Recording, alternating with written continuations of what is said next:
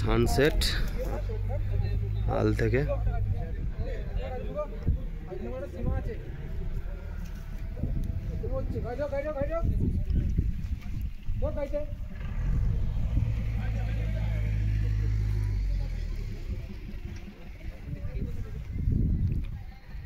একটা নেপালের একটা জায়গা, সানসেট দেখার ভিউ পয়েন্ট।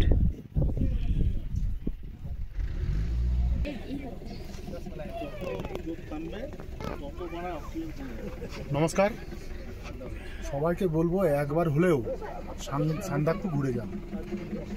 মানে আপনি গ্যাংটক গিয়েছেন, দার্জিলিং গিয়েছেন, কালিম্পং গিয়েছেন, আসাম, জলদাপাড়া, গরুমারা, যেখানেই যান, এই সান্দাকফুটা একটু আলাদা।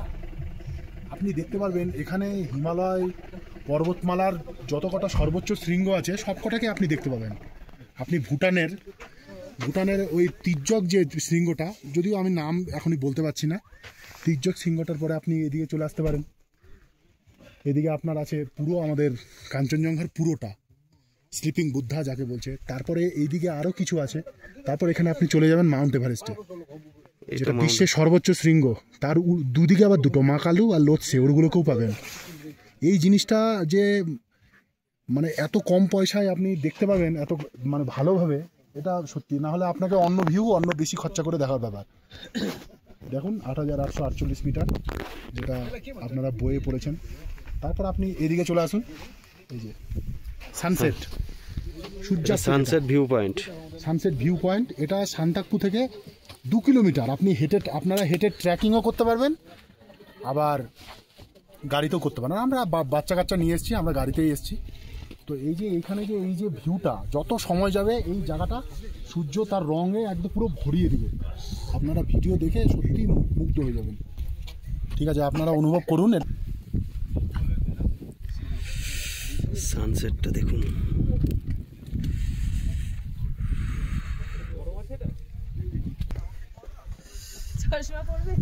অসাধারণ দৃশ্য, মানে খালি চোখে এত সুন্দর দেখা যাচ্ছে। সেটা ফোনের মধ্যে আমরা বন্দি করছি, কিন্তু ফোনে অত ভালো হয়তো দেখা যাবে না। দারুণ। একদিকে মাউন্ট এভারেস্ট, সাথে লোৎসে আর মাকালু, মাউন্ট এভারেস্ট, তিনটে। আর এই হলো সানসেট ভিউ পয়েন্ট।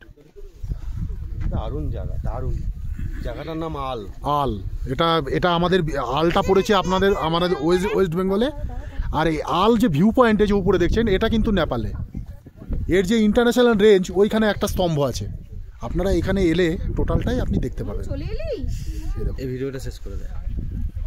সকলকে অসংখ্য ধন্যবাদ। আপনারা দেখুন, তারপর ভিউটা জানিয়েন।